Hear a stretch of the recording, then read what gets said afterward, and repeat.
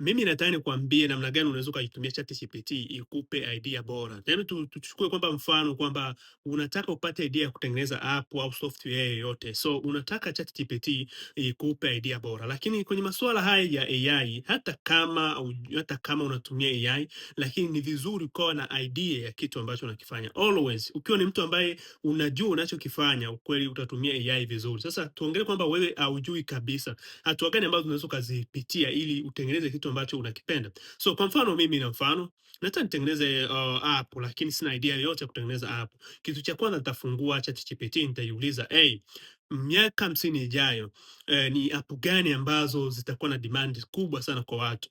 So ChatGPT itapendekeza hizo app ambazo miaka 50 ijayo inaweza kuwa na demand kubwa kwa watumiaji wengi. So baada ya hapo nitaiambia ChatGPT ikishanipa nachagua idea nzuri ambayo labda itapendekeza idea 5. Kwa hiyo nachagua moja ambayo mimi nimeiona ni nzuri na nitaiambia ChatGPT, "Hey, hivi ni vitu gani ambavyo vinapaswa kuwa kwenye app hiyo?" Yaani niambie kuanzia watumiaji, muundo na vitu ambavyo vinatakiwa viwe kwenye app hiyo. So ChatGPT itaorodhesha vitu vyote ambavyo vinatakiwa viwe na namna inavyofanya kazi na namna mimi naweza nikatengeneza pesa kupitia app hiyo na namna watumiaji wataitumia hiyo na namna back end na front end itakavyokuwa. So baadaye mimi nitaiambia ChatGPT kwamba sasa nitengenezee prompt ambayo nitaenda kumpa mtu anitengenezee aina ya app hiyo.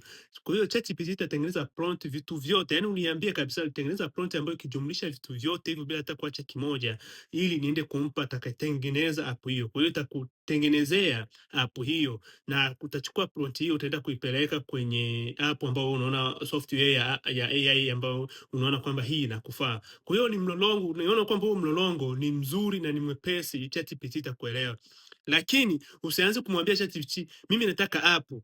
Yaani utateseka sana kupata kitu sahihi. Yaani usianze kuongea na ChatGPT kama wewe ndo unataka. Kwa mfano mtu anakuambia kama wewe mfano unaumwa ugonjwa fulani au unasikia kichwa kinauma, usiambie ChatGPT kwamba mimi naumwa hivi.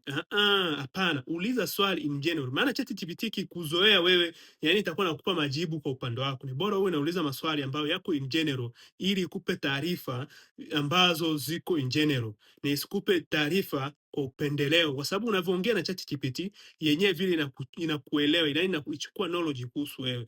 Sasa ukianza kuiuliza maswali mengine inakuwa inakupendelea kama wewe. Unakumbuka, unaweza kukuta ChatGPT yenyewe tena kukumbusha ulisema hivi au wewe kwa sababu una tatizo hili.